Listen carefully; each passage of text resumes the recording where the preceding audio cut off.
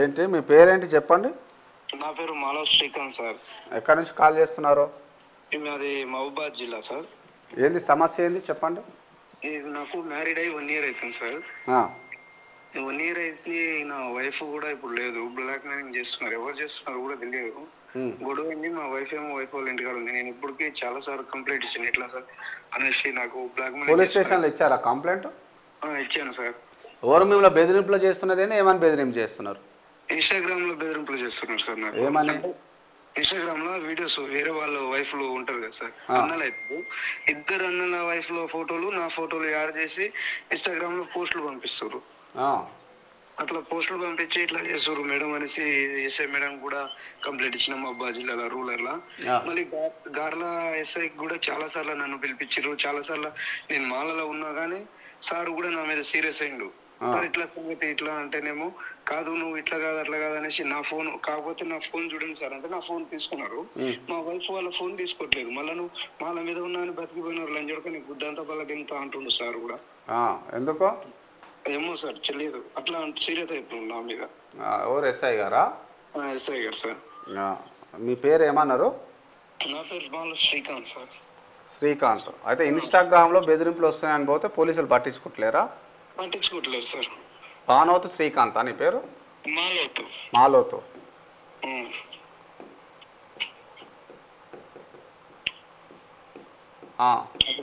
అసలు ఏం చేయాలో కూడా అనిపించట్లేదు సార్. నేను ఆల్రెడీ సైబర్ కూడా ఫోన్ చేసిన, సైబర్ వాళ్ళు కూడా ఏం తీసుకోవట్లేరు. Police station పోమంటే అడిగిపోయినా. చెప్పు మీ ఎస్ఐ నెంబర్ చెప్పు ఒకసారి. ఎస్ఐ నెంబర్ సార్ ఒక్క నిమిషం సార్.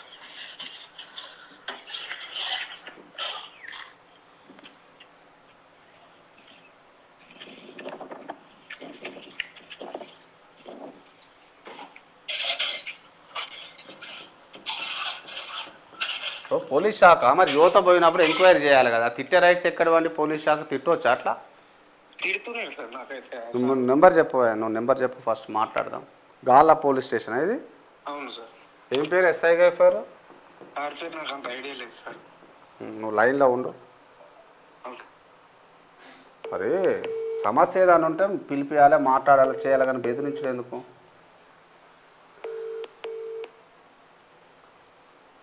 మన పోలీస్ శాఖ కావచ్చు, రెవెన్యూ శాఖ కావచ్చు, ఎవరైనా ఉన్నది ప్రజల కోసం పనిచేయడానికే కదా. You should work for the people of Telangana. మరి అది కూడా చేయకపోతే ఎట్లా? కష్టమవుతుంది కదా. Hello. So you should work for the people of Telangana. Hello, good morning SI గారు. నా పేరు రాఘవేంద్ర అండి, ఆర్జీ మీడియా చైర్మన్. లైవ్లో ఉన్నాను ఆర్జీ మీడియా. చెప్పండి.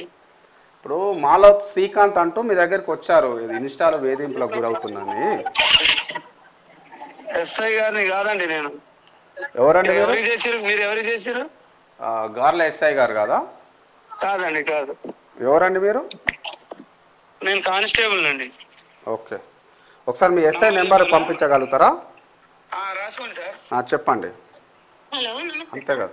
గుడ్ మార్నింగ్ మేడం, నా పేరు రాఘవేంద్ర అండి, ఆర్జీ మీడియా చైర్మన్ మాట్లాడుతున్నాను. లైవ్లో ఉన్నాము ఆర్జీ మీడియా ఆధ్వర్యంలో. ఇప్పుడు ఏం లేదండి, మాలోత్ శ్రీకాంత్ గారు అని ఇన్స్టాలో వేధింపులు అవుతున్నాయని మీ దగ్గరికి వచ్చారు. ఆ విషయం ఏంటంటే ఏమైనా పర్సూ చేశారా?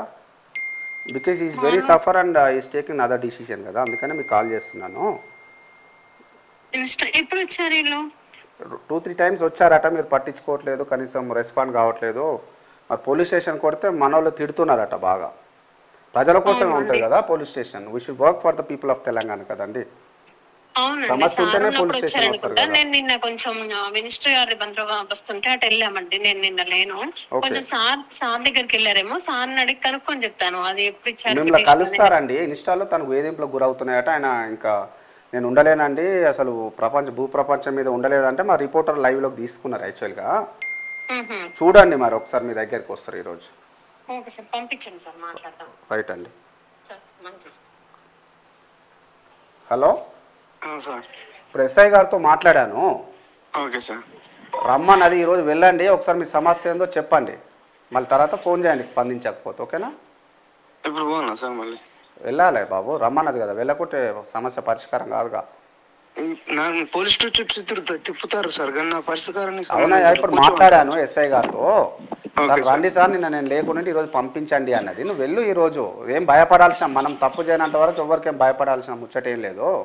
వెళ్ళి నీ సమస్య ఏందో చెప్పు, స్పందించకపోతే నాకు కాల్ చేసి స్పందిస్తుంది. ఎస్ఐ గారు లైవ్లోనే మాట్లాడారు కాబట్టి స్పందిస్తారు తప్పకుండా. ఓకేనా, రైట్.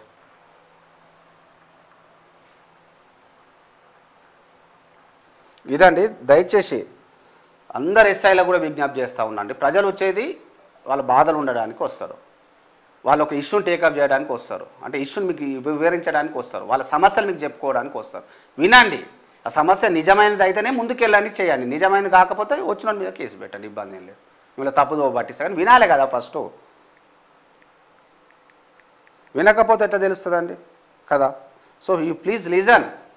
ముందు వినడము అలవాటు చేసుకుంటే సమస్యలు ఆటోమేటిక్గా ఒక నిమిషంలో సాల్వ్ అయ్యే ఉంటాయండి.